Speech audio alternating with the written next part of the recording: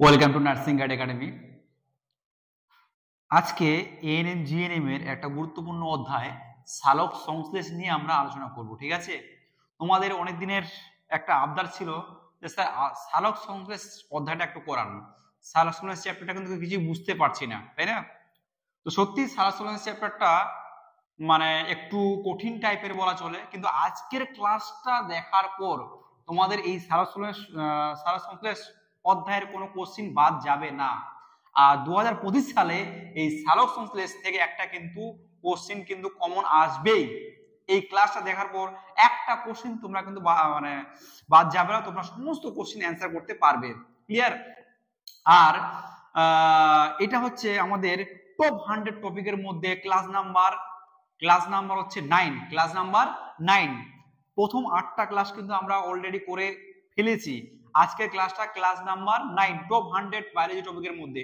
তোমরা যারা নতুন ভিউয়ার্স, তোমরা যারা এখনো ওই 8টা ক্লাস দেখোনি, ওই ক্লাসগুলো অবশ্যই তোমরা কিন্তু দেখে নিও।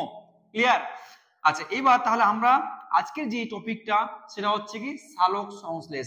স্যার সালোক সংশ্লেষ কাকে বলে, এটা কি কোশ্চেনে আসবে? না, কখনোই আসবে না। তোমাদের এএনএম জিএনএম এ সংজ্ঞা বা ডেফিনেশন কাকে বলে এটা কিন্তু আসবে না। এখানে কোন কোন টপিক গুলো আমরা পড়বো এবং প্রিভিয়াস ইয়ারে কোন কোন জায়গা থেকে হিট করেছে ওই জায়গাগুলো টু দা পয়েন্ট, ওই জায়গাগুলো আমরা কিন্তু এখানে ডিসকাশন বা আলোচনা করব। ক্লিয়ার? তো প্রথমে আমরা চলে আসি যে প্রথম যে সালোক সংশ্লেষ। ঠিক আছে, সালোক সংশ্লেষ, সংশ্লেষ মানে কি স্যার? সংশ্লেষ মানে সিনথেসিস। সিনথেসিস মানে কি? সংশ্লেষ। কি সংশ্লেষ হবে? সালোক সংশ্লেষের মাধ্যমে কি সংশ্লেষ হবে? খাবার কি তৈরি হবে? খাবার তৈরি হবে। ঠিক আছে, সেই কে কার খাবার তৈরি হবে? গাছের, উদ্ভিদের, তাই না? উদ্ভিদ নিজের জন্য একটা এমন একটা প্রক্রিয়া তৈরি করে মানে মাধ্যমে নিজের খাদ্য নিজেই তৈরি করতে পারছে। সেই প্রসিডিউরটা কি? সালোক সংশ্লেষ। সালোক সংশ্লেষ। তো সালোক সংশ্লেষের জন্য এমনি এমনি কি সালোক সংশ্লেষ হয়ে যাবে? তার জন্য কি কি দরকার, কি কাঁচামাল দরকার, তাই না? সালোক সংশ্লেষের জন্য কি কি দরকার, বিক্রিয়া কি হয়, রাসায়নিক বিক্রিয়াগুলো কি কি, কে জারিত হচ্ছে, কে বিজারিত হচ্ছে, এই সমস্ত কিছু মানে পুঙ্খানুপুঙ্খানুভাবে আমরা কিন্তু এই ক্লাসে আলোচনা করব। ক্লিয়ার? সালোক সংশ্লেষ এই কথাটি প্রথম যে বিজ্ঞানী ব্যবহার করেছিলেন সেই বিজ্ঞানীর নাম হচ্ছে বিজ্ঞানী বার্নেস। এটা একটা কোশ্চেন তোমাদের আসতে পারে যে প্রথম সালোক সংশ্লেষ কথাটি প্রথম ব্যবহার করেন কে? কে? বিজ্ঞানী বার্নেস। তাহলে প্রথমে লিখেছি কি যে প্রথম সালোক সংশ্লেষ কথাটি কে ব্যবহার করেন? বিজ্ঞানী বার্নেস। ভেরি ভেরি ইম্পর্টেন্ট, আসতে পারে। এবার স্যার সালোক সংশ্লেষ হয় কোথায়? মূলে, পাতায়, কাণ্ডে, না কোথায়? উদ্ভিদের কোন জায়গায়, তাই না? এবার তাহলে সালোক সংশ্লেষের স্থান বা সাইট, ঠিক আছে, এখানে কোশ্চেনটা কিন্তু বিভিন্ন ভাবে তোমাদের কিন্তু দিতে পারে। ক্লিয়ার? যদি বলে যে সালোক সংশ্লেষের কোন অঙ্গে, উদ্ভিদের কোন অঙ্গে ঘটে, তাহলে কি হবে?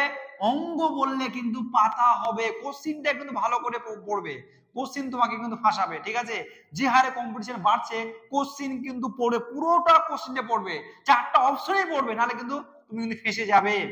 যদি বলে অঙ্গ, সালোক সংশ্লেষ কোন অঙ্গে ঘটে, তাহলে কি হবে? পাতা।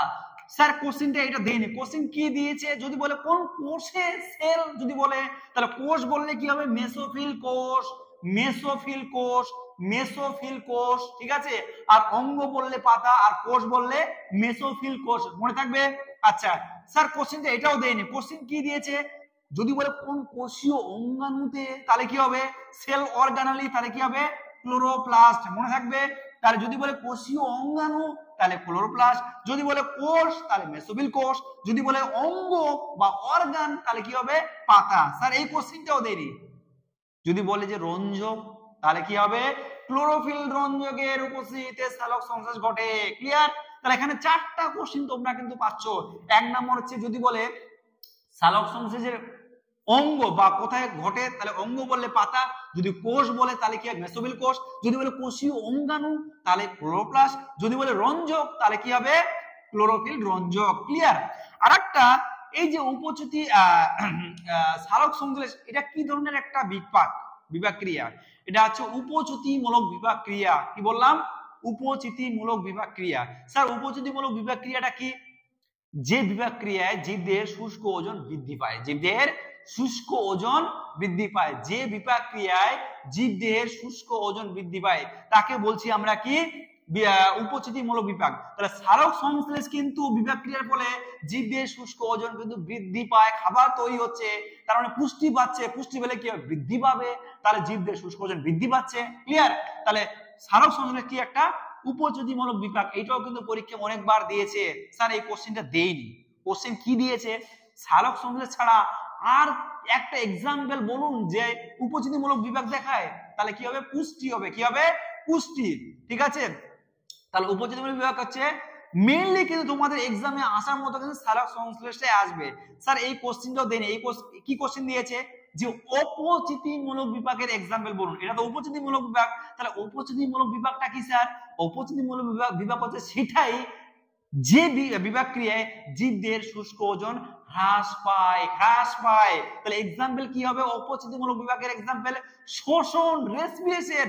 রেসপিরেশন হলে কি হয়, জীবদের শুষ্ক ওজন কি পায়, হ্রাস পায়। Very very very very important, অনেকবার পরীক্ষা দিয়েছে।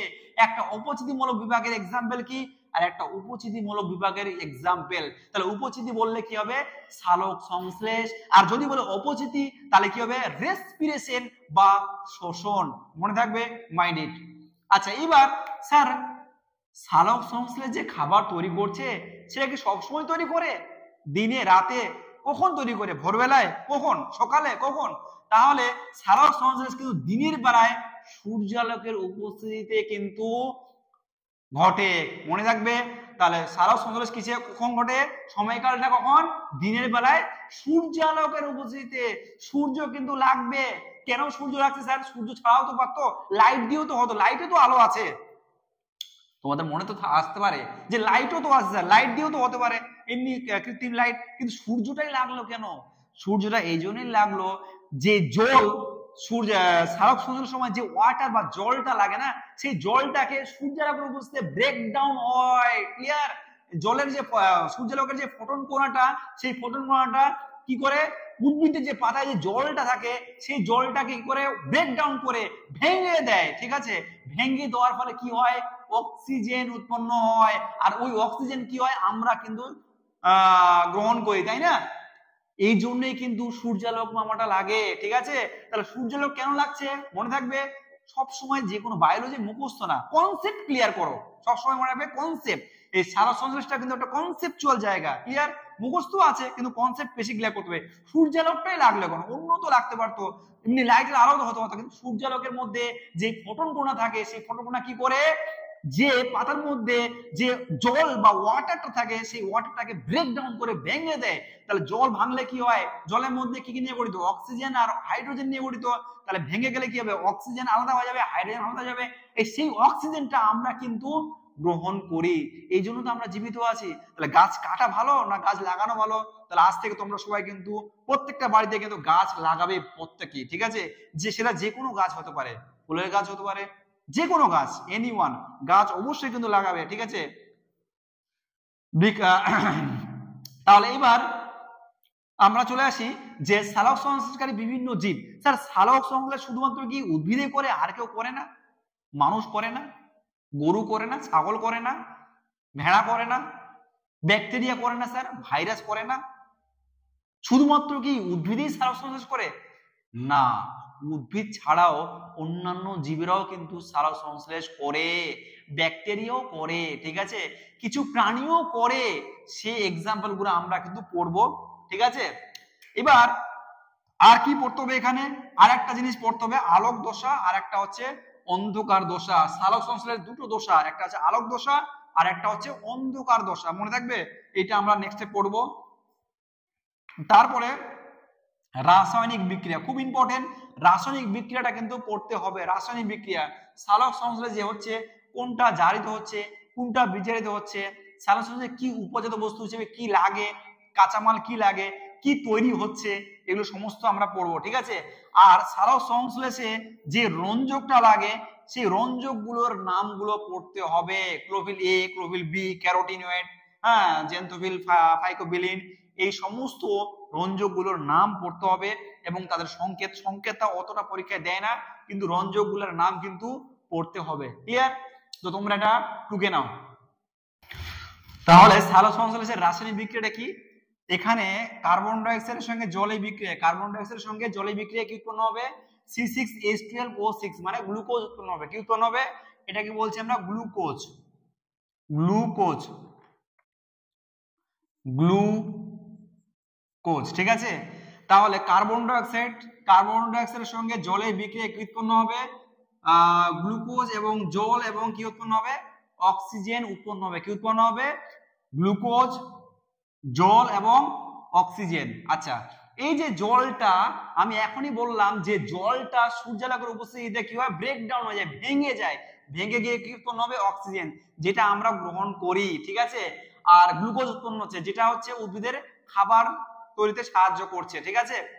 আচ্ছা, এবার এখানে কাঁচামাল কি লাগছে, কাঁচামাল কি লাগছে, কাঁচামাল লাগছে কার্বন ডাই অক্সাইড, আচ্ছা জল লাগছে, আর কি লাগছে, সূর্যালোক, আর কি লাগছে, ক্লোরোফিল রঞ্জক। কি কি লাগছে, কার্বন ডাই অক্সাইড, জল, সূর্যালোক এবং ক্লোরোফিল রঞ্জক।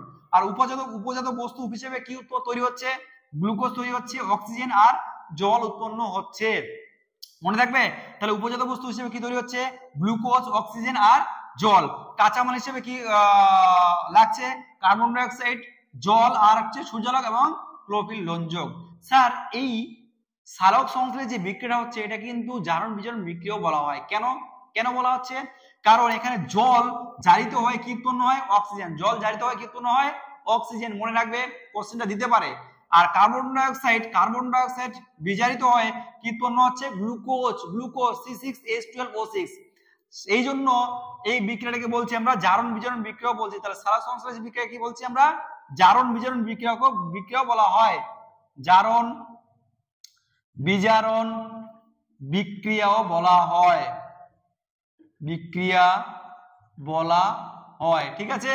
কোশ্চেন তোমাদের কিন্তু দিতে পারে যে জল জারিত হয়ে কি তৈরি হয়, কি তৈরি হয়, অক্সিজেন।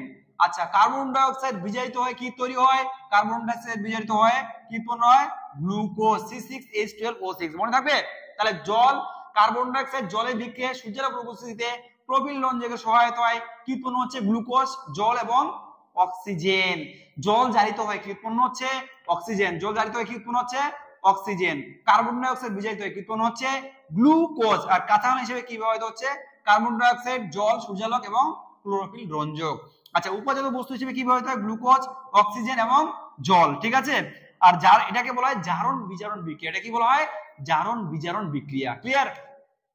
এইটা কিন্তু ভালো করে পড়বে, কনসেপচুয়াল জায়গা, যে জল জারিত হয়ে কি উৎপন্ন হয়, কার্বন ডাই অক্সাইড বিজারিত হয়ে কি উৎপন্ন হচ্ছে, গ্লুকোজ, গ্লুকোজ। মনে থাকবে। আচ্ছা, কাঁচামাল হিসেবে কি ব্যবহৃত হচ্ছে, আর উপজাত বস্তু হিসেবে কি তৈরি হলো, কি পেলাম। আর এটা জারণ বিজারণ কেন বলছি, একসঙ্গে জারিত হচ্ছে আবার বিজারিত হচ্ছে। তাহলে তোমরা এটা টুকে নাও। ক্লিয়ার? সালোক সংশ্লেষকারী জীব, ঠিক আছে। সালোক সংশ্লেষকারী আমরা তো জানি যে উদ্ভিদ তো সালোক সংশ্লেষ করে, কিন্তু সালোক সংশ্লেষকারী জীব যদি বলে, আমরা তো সবাই জানি যে সালোক সংশ্লেষ করে কে, উদ্ভিদ। কিন্তু স্যার কোশ্চেনটা একটু ঘুরিয়ে দিয়েছে। কি ঘুরিয়ে দিয়েছে, বলছে সালোক সংশ্লেষকারী ব্যাকটেরিয়ার নাম কি, সালোক সংশ্লেষকারী প্রাণীর নাম কি। তখন কিন্তু তোমাদের মাথা ঘুরবে পরীক্ষা হলে, বুঝতে পারলে। তাহলে সমস্ত কিছু আমাদের কিন্তু মানে খুঁটিনাটি সমস্ত কিছু পড়তে হবে, যেন একটা কোশ্চেন বাদ না যায়। 50-এ 50 তোমাদের 2025 সালে টার্গেট থাকবে, না হলে কিন্তু তোমরা কিন্তু কম্পিটিশন থেকে কিন্তু ছিটকে চলে যাবে। বুঝতে পারলাম? তাহলে সালোক সংশ্লেষকারী ব্যাকটেরিয়ার নাম কি, যদি ব্যাকটেরিয়া বলে তাহলে রোডোস্পাইরিলাম। কি বললাম, রোডোস্পাইরিলাম, রোডোস্পাইরিলাম। আচ্ছা, সেকেন্ড হচ্ছে রোডোসিউডোমোনাস, ঠিক আছে। কি বললাম, আরেকবার বলছি, রোডোসিউডোমোনাস। তাহলে দুটো ব্যাকটেরিয়া, সালোক সংশ্লেষকারী ব্যাকটেরিয়া, রোডোস্পাইরিলাম, রোডোসিউডোমোনাস। আচ্ছা, সালোক সংশ্লেষকারী যদি প্রাণী বলে, স্যার সালোক সংশ্লেষকারী প্রাণী সাধারণত প্রাণীরা নিজের খাদ্য নিজেরাই তৈরি করতে পারে না, ঠিক আছে। এই জন্য এদেরকে বলা হয় পরভোজী। আর স্বভোজী কাদের বলা হয়, যারা নিজের খাদ্য নিজেরাই তৈরি করতে পারে। যেমন উদ্ভিদ নিজের খাদ্য নিজেরাই তৈরি করতে পারে, কিসের মাধ্যমে, সালোক সংশ্লেষ প্রক্রিয়ার মাধ্যমে। ক্লিয়ার? তাহলে সালোক সংশ্লেষকারী যদি প্রাণী বলে, তাহলে একটা হচ্ছে ইউগ্লিনা, মনে থাকবে, ইউগ্লিনা। আরেকটা হচ্ছে ক্রাইসেমিবা। কি বললাম, ইউগ্লিনা, ক্রাইসেমিবা, মনে থাকবে। তাহলে ইউগ্লিনা আর ক্রাইসেমিবা, ঠিক আছে। এবার যদি বলে যে সালোক সংশ্লেষকারী সবচেয়ে বেশি কোথায় হয়, সবচেয়ে বেশি সালোক সংশ্লেষ হয় ক্লোরেল্লা নামক সামুদ্রিক শৈবালে। ক্লোরেল্লা নামক সামুদ্রিক শৈবালে সবচেয়ে বেশি সালোক সংশ্লেষ হয় ক্লোরেল্লা নামক সামুদ্রিক শৈবালে। মনে থাকবে, এই ইনফরমেশন গুলো তোমরা কিন্তু কোথাও পাবে না, ঠিক আছে? এগুলো কিন্তু একদম রিসার্চ করে ক্লাসটা করানো, যেন একটা কোশ্চেন তোমাদের মাটিতে না পড়ে, ঠিক আছে? তাহলে কি বললাম যে সবচেয়ে বেশি সালোক সংশ্লেষ হয় ক্লোরেল্লা নামক সামুদ্রিক শৈবালে। আচ্ছা, এবার নোট দিয়ে লিখেছি, দেখো নোট দিয়ে লিখেছি সালোক সংশ্লেষকারী একক হচ্ছে কোয়ান্টোজম। সালোক সংশ্লেষকারী একক কি? কোয়ান্টোজম। খুব ইম্পর্টেন্ট। জীবদের গঠনগত কার্যগত একক কি? কোষ। জীবদের গঠনগত কার্যগত একক কি? কোষ। ঠিক তেমনি ভাবে সালোক সংশ্লেষকারী একটা একক আছে, সেই এককটার নাম কি? কোয়ান্টোজম। আমরা সবাই জানি যে জীবদের গঠনগত কার্যগত একক কি? কোষ। স্যার ওটা দেইনি, ওটা আসবে না পরীক্ষাতে। সবাই যেটা জানে সেটা পরীক্ষাতে দিবে না এক্সামিনার, যেটা জানে না 90% স্টুডেন্ট সেটাই দিবে। আর সেটা যদি তুমি জানতে পারো তাহলে তোমার একটা এএনএম জিএনএম র‍্যাঙ্ক 2025 সালে পাক্কা, ঠিক আছে? তাহলে সালোক সংশ্লেষকারী এককের নাম কি? কোয়ান্টোজম। কি বললাম? কোয়ান্টোজম। ক্লিয়ার? তাহলে এটা তোমরা টুকে নাও, খুবই ইম্পর্টেন্ট একটা জায়গা দিতে পারে। ক্লিয়ার? সালোক সংশ্লেষকারী কিছু রঞ্জক, ঠিক আছে? খুব ইম্পর্টেন্ট। সালোক সংশ্লেষকারী রঞ্জক বা পিগমেন্ট, ইংরেজি টার্মটা কি? রঞ্জক বা পিগমেন্ট। তাহলে সালোক সংশ্লেষকারী প্রধান রঞ্জকের নাম কি? প্রধান রঞ্জক হচ্ছে ক্লোরোফিল এ। প্রধান রঞ্জকের নাম কি? Chlorophyll A. তোমাদেরকে পরীক্ষা দিতে পারে যে সালোক সংশ্লেষকারী প্রধান রঞ্জকের নাম কি? তাহলে প্রধান রঞ্জকের নাম কি? Chlorophyll A. এছাড়াও অপ্রধান যে রঞ্জক গুলো আছে সেটার নাম হচ্ছে ক্লোরোফিল বি। আর কি আছে? ক্যারোটিনয়েড। আর কি আছে? ক্যারোটিনয়েড। ক্যারোটিনের মধ্যে ক্যারোটিন, আর একটা হচ্ছে জেন্থোফিল। ক্যারোটিন আর জেন্থোফিল। আর একটা হচ্ছে ফাইকোবিলিন। কি বললাম? ফাইকোবিলিন। কি বললাম? ফাইকোবিলিন। তাহলে রঞ্জকের মধ্যে প্রধান রঞ্জক হচ্ছে ক্লোরোফিল এ। অপ্রধান রঞ্জকগুলোর মধ্যে হচ্ছে ক্লোরোফিল বি, তার সঙ্গে ক্যারোটিনয়েড, তার সঙ্গে হচ্ছে ফাইকোবিলিন। ক্যারোটিনের মধ্যে ক্যারোটিন একটা, আর একটা হচ্ছে জেন্থোফিল। ক্যারোটিন আর একটা জেন্থোফিল। এই ক্যারোটিনটা স্যার কোথায় পাওয়া যায় বলুন তো? ক্যারোটিনটা হচ্ছে আমরা যে গাজর খাই, ঠিক আছে? বিটা ক্যারোটিন, গাজরে ক্যারোটে কিন্তু এই ক্যারোটিন নামক রঞ্জকটা উপস্থিত। এটাও দেয় বিটা ক্যারোটিন বা গাজরে কোন রঞ্জক থাকে, তাহলে কি হবে? ক্যারোটিন। আচ্ছা, ক্যারোটিনটা কিন্তু ভিটামিন কোন, যদি বলে কোন ভিটামিনে পাওয়া যায় স্যার, তাহলে ভিটামিন এ তে ক্যারোটিন পাওয়া যায়, বিটা ক্যারোটিন। এটাও মনে রাখবে, পরীক্ষায় এসেছে বিটা ক্যারোটিন কোন ভিটামিনে পাওয়া যায়, তাহলে কি হবে? Vitamin A. ক্লিয়ার? এবার চলে আসি যে শোষণ বর্ণালী। এইবার সালোক সংশ্লেষ কোন তরঙ্গ দৈর্ঘ্যের আলোতে সব থেকে ভালো হয় আর কোন আলোতে সবচেয়ে কম হয় তরঙ্গ দৈর্ঘ্যের আলোতে? এটাই কিন্তু একটু কোশ্চেনটা যদি লেভেলের করে, মডারেট লেভেল, তাহলে কিন্তু আসতে পারে। ক্লিয়ার? সবচেয়ে ভালো সালোক সংশ্লেষ হয় লাল বর্ণের আলো। কি বর্ণের আলো? লাল বর্ণের আলোতে সবচেয়ে বেশি ভালো সালোক সংশ্লেষ হয়। তার তরঙ্গ দৈর্ঘ্য কত? 650 থেকে 707 ন্যানোমিটার। ক্লিয়ার? এই রেঞ্জের মধ্যে এটা লাল বর্ণ পড়ে, এই লাল বর্ণের সালোক সংশ্লেষ সবচেয়ে বেশি ভালো হয়। আর একটা হচ্ছে বেগুনি আকাশী বর্ণের আলো। বেগুনি আকাশী বর্ণের আলো তরঙ্গ দৈর্ঘ্য কত? 390 থেকে 500 ন্যানোমিটার। এটাতেও কিন্তু সালোক সংশ্লেষ সবচেয়ে বেশি ভালো হয়। সেকেন্ড হচ্ছে সবচেয়ে কম সালোক সংশ্লেষ কোন আলোতে হয় বা কোন তরঙ্গ দৈর্ঘ্যের আলোতে হয়? বেগুনি নীল অংশে কি হয়? সবচেয়ে কম হয়। বেগুনি নীল অংশ, বেগুনি নীল আলোতে সবচেয়ে কম সালোক সংশ্লেষ হয় এবং এর তরঙ্গ দৈর্ঘ্য হচ্ছে 390 থেকে 470 ন্যানোমিটার। 390 থেকে 470 ন্যানোমিটার। মনে থাকবে, এইটা কিন্তু একটু কোশ্চেনটা যদি একটু লেভেলের করে তাহলে তোমাদের পরীক্ষাতে দিতে পারে। 2025 সালের জিএনএম এএনএম পরীক্ষাতে সবচেয়ে ভালো সালোক সংশ্লেষ হয় লাল বর্ণের আলোতে, তরঙ্গ দৈর্ঘ্যের রেঞ্জটা 650 থেকে 760 ন্যানোমিটার। এবং বেগুনি আকাশীতেও সবচেয়ে বেশি হয়, তরঙ্গ দৈর্ঘ্যের রেঞ্জটা 390 থেকে 500। বেগুনি নীল অংশ হচ্ছে 390 থেকে 470 ন্যানোমিটার। সালোক সংশ্লেষ কি হয়? কম হয়। ক্লিয়ার? টুকে নাও। সালোক সংশ্লেষের লাস্ট পার্ট হচ্ছে এখানে দুটো দশা দেখতে পাওয়া যায়। একটা হচ্ছে আলোক দশা, যেটা সূর্যালোকের উপস্থিতিতে ঘটে, আর একটা হচ্ছে অন্ধকার দশা, যেটা হচ্ছে সূর্যালোকের অনুপস্থিতিতে, সূর্যালোক ছাড়াই ঘটে। ঠিক আছে? তাহলে আলোক দশার নামটা দেখে আমরা বুঝতে পারছি সূর্যালোকের প্রয়োজন আছে, আর অন্ধকার দশায় কিন্তু সূর্যালোকের প্রয়োজন নেই, সূর্যালোকের অনুপস্থিতি ঘটে।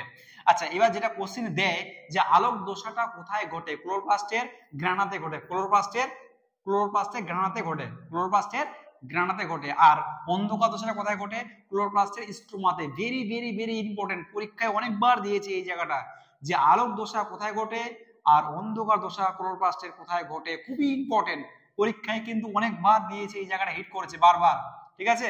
আচ্ছা, উৎপন্ন পদার্থ খুব ইম্পর্টেন্ট, আলোক দশায় উৎপন্ন পদার্থ কি উৎপন্ন হয়, NADPH2, ATP, O2 এবং জল।